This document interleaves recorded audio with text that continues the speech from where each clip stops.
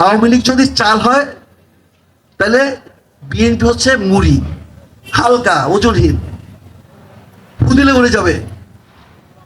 BNP নামক দলটাই তাই ঠিক থাকবে না। আওয়ামী লীগ তো গিয়ে ভারতে আশ্রয় প্রশ্নের শক্তি সঞ্চয় করতেছে, আবার নাকি আসবে এইসব চিন্তা ভাবনা করতেছে। আসুক, আমরা প্রস্তুত। কোন রুটে ঢুকবে, কখন ঢুকবে, প্লাস্টিক সার্জারি করে আসবে কিনা আমরা সেটা দেখে নেবো, কারণ আমরা জানি প্লাস্টিক সার্জারি করলে কি কি চেঞ্জ হয়। সুদর্শন স্মার্ট স্বরাষ্ট্রমন্ত্রীকে নিয়ে আমি বলেছিলাম যে আপনি তো সুদর্শন, দেখতে সুন্দর, ভালো কথা বলেন, বেশভূষাও ভালো, আমাদের মধ্যে গেঞ্জি টেঞ্জি পরে উনি চলেন না। তা আপনাকে সংসদে নাটক না করে আপনি এফডিসিতে যান, ওখানে অভিনয় করেন, খুব ভালো চলবে। কারণ আপনার চেয়ে বড় নাট্যকার অনেক, যিনি সুন্দর নাটক করতে পারেন, অভিনয় করতে পারেন, তিনি হচ্ছে শেখ হাসিনা। তার মতো অভিনয় আপনি করতে পারবেন না। তিনিই যখন নাই, আপনার এই ছোটোখাটো নাটক এটা চলবে না। তো কাজেই আপনাদের জন্য আজকে আমি এই কথাটা দিয়ে শুরু করলাম যে আসলে শেখ হাসিনা এতদিন কেন টিকলো। শেখ হাসিনার টিকসে কারণ একটা হাইওয়ে, এখান দিয়ে আপনার মনে করেন রাজপথের আন্দোলন হচ্ছে, বিএনপির মতো একটা অথর্ব দল ওখানে একটা মরা হাতির মতো শুয়ে আছে, নিজেও কিছু করতে পারে না আর কাউকে করতেও দেবে না। এরকম অবস্থায় চলেছে 17 বছর। আপনারা দেখেছেন যে কীভাবে তারা আন্দোলন করেছে, বালুর ট্র্যাক পর্যন্ত সরাতে পারে। আপনি ধরেন যে খালেদা জিয়া অপোজিশন আছে, সরকারে আছে, আর শেখ হাসিনা অপোজিশনে, সুদা সদনে শেখ হাসিনা অবস্থান করতেছে, আপনারা জানেন এই নামগুলো। ওখান থেকে উনি পল্টনে যাবেন। 3 ট্র্যাক কেন, 20 ট্র্যাক যদি বালুর ট্র্যাক থাকতো, ওই ট্র্যাক থাকতো ওখানে বলতো? কখনোই থাকতো না। তাহলে রাষ্ট্র কে চালাবে, ক্ষমতায় কে আসবে? শেখ হাসিনার এই ফ্যাসিজম, এই স্বৈরাচার দীর্ঘায়িত হয়েছে এই অথর্ব বিরোধী দলের কারণে, এই বিশেষ করে বিএনপির ভুলভাল নেতৃত্বের কারণে। এবং তারা যেহেতু বিরোধী দলের ছিল, প্রধান বিরোধী দল জামাত ছিল, অন্যান্য দল ছিল, আমরা ছিলাম, শেখ হাসিনার এই অন্যায় অত্যাচার আয়নাকরণ এগুলো তো টিকে রাখা যায় না। আমরা রাজপথে একত্রে যুদ্ধ করেছি। এই যে রাস্তাটা, এই শাহবাগ, তারপর এই টিএসসি বোর্ড, শহীদ মিনার, ঢাকা মেডিকেল কলেজের এমার্জেন্সি, এই ছিল আমার গতিপথ। এখানে আমি বিচরণ করেছি।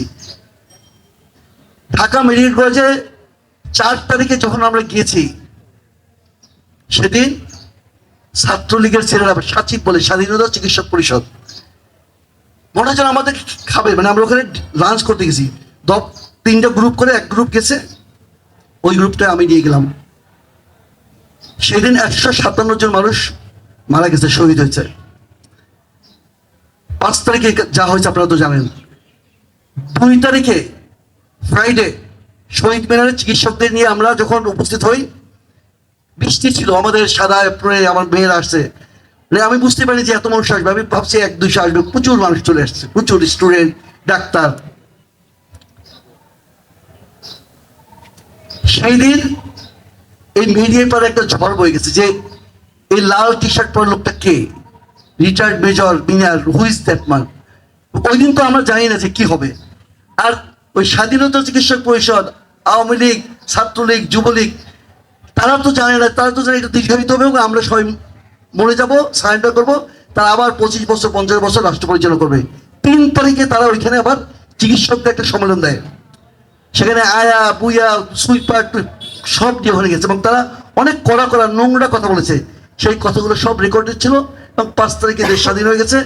তখন আমরা ধরে ধরে ওই চিকিৎসকদেরকে আমরা দেখেছি, এবং তাদের সেই ট্রিটমেন্ট আমরা পুরোপুরি দিতে পারি না। কাদের জন্য পাই নাই? এই বিএনপির জন্য পাই নাই, কারণ তাদের মধ্যে তারা ঢুকে পড়েছে এবং তারা সেখানে স্থান দিয়েছে। এই কথাগুলো সব আপনারা জানেন। এখানে বেসরকারি বিশ্ববিদ্যালয়ের স্টুডেন্টদের নিয়ে কথা হয়েছে। আসলে স্টুডেন্টের আবার কোনো রং নাই।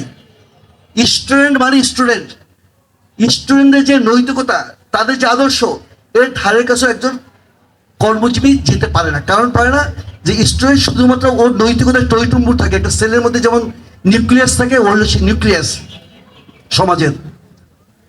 এবং আমি বলতে গিয়ে এইটুকু বলি যে যাদেরকে আপনি পছন্দ করবেন না স্টুডেন্ট অর্গানাইজেশন, সেখানে আপনি কিছু ভালো মানুষ পাবেন। আপনার সঙ্গে বিরোধিতা আছে, বাট নৈতিক কিছু ছেলে মেয়ে ওখানেও আছে। কাজেই 18 তারিখের পর এরা যে রাজপথটা দখল করলো, এদেরকে তো আমরা অবজ্ঞা করতে পারি না। কাজে এখানে তাদের স্ট্রাইক আছে, এবং আবার যে ডাকটা আসবে সামনে, আমি স্পষ্ট দেখতে পাচ্ছি, সেখানে আবার তারা এই ভূমিকাটা রাখবে। কারণ দেখেন, বিএনপি যে ভুলগুলো করতেছে, এগুলো হলো ক্লাস 5-এর ছেলেমেয়েরা যে এক কথায় প্রকাশ টোকাশ ওইখানে ভুল টুল করে না, সেই রকম ভুল। মানে এরা বুঝতেই পারছে না। কারণ আপনি অটো পাস হয় না মেট্রিকে, ইন্টারমিডিয়েটে, তো অটো পাস হলে কিন্তু সে মানে পড়ার মর্যাদা বোঝে না। এটা তো অটো পাস, বিএনপি আসলে অটো পাস করে সংসদে বসছে, সেরকম একটা দল যে এর যে গুরুত্ব কি, মর্যাদা কি, তার তো শিলং হিসেবে বোঝে নাই। আপনি তো দেখছেন তার পোশাক, ওই শিলংয়ের ইয়েতে কিরকম তার পোশাক ছিল, কিরকম তার চেহারা সুরাজ ছিল, কাদের সাথে গল্প করেছে। আমরা এটা বলতে চাই না কেন, বিএনপির প্রতি আমাদের যথেষ্ট মমত্ববোধ আছে, রেসপেক্ট আছে, ভালোবাসা আছে, শ্রদ্ধা আছে। আমরা একত্রে যুক্ত করেছি যে আমার বাংলাদেশ পার্টির অফিস হচ্ছে পল্টনে, ওখান থেকে আমরা যখন বিএনপির অফিসের সামনে দিয়ে আসতাম, আমরা বলতাম যে বিএনপি অফিসের তালা কেন, খনি হাসিনা জবাব চাই, ছিল আমাদের স্লোগানের ভাষা। খালেদা জিয়া বন্দি কেন, খনি হাসিনা জবাব চাই। কাজে এই তো কয়েকদিন আগের কথা। এত বিস্তৃত মানুষ কিভাবে হয়, তারা তো ডিমেনশিয়ায় ভুগছে না, এত স্মৃতিভ্রষ্ট মানুষ কিভাবে হয়। আমরা যে ওয়ার্নিংগুলো দিতে চাই, আপনারা 69% ভোটে হাবড় জয়যুক্ত হয়েছে, এবং আপনারাই বলেছেন যে হাতে ভোট দিন। আমাদের তারেক রহমান সাহেব বলেছেন, মাননীয় প্রধানমন্ত্রী। সেখান থেকে আপনারা ইউটার্ন কিভাবে নেন? বাংলাদেশের মানুষ তো এত সহজে ছেড়ে দেওয়ার পাত্র না, আগে দিত। কিন্তু 24 আমাদের মধ্যে একটা চ্যালেঞ্জ নিয়ে আসছে, একটা চেঞ্জ নিয়ে আসছে, পরিবর্তন নিয়ে আসছে। এই পরিবর্তনটা আমরা সবাই উপভোগ করছি, এবং এটা চলতেই থাকবে, এটা থামবে না। কিন্তু 24-এ যে চেঞ্জটা হচ্ছে, এই চেঞ্জটা আরো ফ্যাব্রিকেশন হবে, ইনফ্লেটেড হবে, স্ফীত হবে। এটা সংকুচিত হবে না, এটা কনভার্জেন্স হবে না, ডাইভার্জেন্স হবে। এটাই হওয়া সম্ভব। কারণ আমরা ছোট ছোট নদী খাল বিল হয়ে এখন আমরা মেঘনায় পড়েছি, এবং মেঘনা গিয়ে বঙ্গোপসাগরেই পড়বে। মেঘনা যত বঙ্গোপসাগরের দিকে গেছে, তত এটা প্রশস্ত হয়েছে। অতএব আপনাদের এইটা ভাবার কোনো কারণ নাই যে আপনারা শেখ হাসিনার সুন্নত ফলো করে আবার স্টুডেন্টকে, বাংলাদেশের জাতিসত্তাকে বিভাজিত করবেন। যে জঙ্গির নাটক, যে যে নাটক শেখ হাসিনা করেছে, যা যা বলেছে ওনারা সেইটাই করতেছে। এই সহজভাবে হবে না, কঠিন কিছু বলেন যেটা আমরা বিভ্রান্ত হব। আপনারা এমন কিছু বলছেন না যাতে জনগণ বিভ্রান্ত হচ্ছে। জনগণ আপনাদেরকে ছিছি বলছে, থুতু দিচ্ছে, নিন্দা জ্ঞাপন করছে, এবং অকৃতজ্ঞ বলছে, কৃতজ্ঞ বলছে। শুধু অকৃতজ্ঞই বলছে না, কারণ আপনার কৃতজ্ঞ। যাদের মাধ্যমে আপনারা এখানে বসেছেন, এরা এনসিপির লিডার আছে, তাদেরকে আপনার নোংরা ভাষায় কথা বলছেন, তাদের পিছনে রাখছেন, তাদের পথ রুদ্ধ করে দিতে যাচ্ছেন। এটা তো হবে না, এটা হওয়া সম্ভব নয়। কাজেই এখানে আছে করণীয়। করণীয় খুব সহজ। করণীয় হচ্ছে যে আমাদের কাছে জুলাই সনদের ধারাগুলো সবগুলো আছে, অধ্যাদেশগুলো আছে। এগুলো বাস্তবায়নের জন্য আপনাদের হাতে অনেক যুক্তি আছে। কাজেই বেসরকারি বিশ্ববিদ্যালয়, সরকারি বিশ্ববিদ্যালয়, কলেজ, মাদ্রাসার ছাত্রছাত্রী সকলে মিলে এই পয়েন্ট দিয়ে সয়লাভ করে দিতে হবে যে ওনারা আগে কি বলছেন, এখন কি বলেন, আর কি হওয়া উচিত, মানুষের মুক্তি কোথায়। এইটা বাস্তবায়ন না করা মানে কি জানেন, ওনারা আবার যুগ যুগ ধরে প্রধানমন্ত্রী থাকছেন। এটা না করা মানে ওনারা যে একবার যে বিচারকের বয়স বাড়িয়েছেন, এই বিচারকের বয়স বাড়াতে চান। ওনারা আবার আয়নাঘর করতে চান, যে আয়নাঘরে ওনাদের কর্মীরা ছিল সে আয়নাঘর ওনারা করতে চান। তার বিরোধী মতকে ওনারা গলা চিপে ধরতে চান। এটা একটা কি বোকার মতো আচরণ। এইটা তো ওনারা করতে পারবে না। ওনারা অন্য কিছু, ভিন্ন কিছু থিওরি নিয়ে আসুক, ফর্মুলা নিয়ে আসুক। এইটা তো বাংলাদেশের মানুষ করতে দেবে না। যেটা হবে সেটা হবে।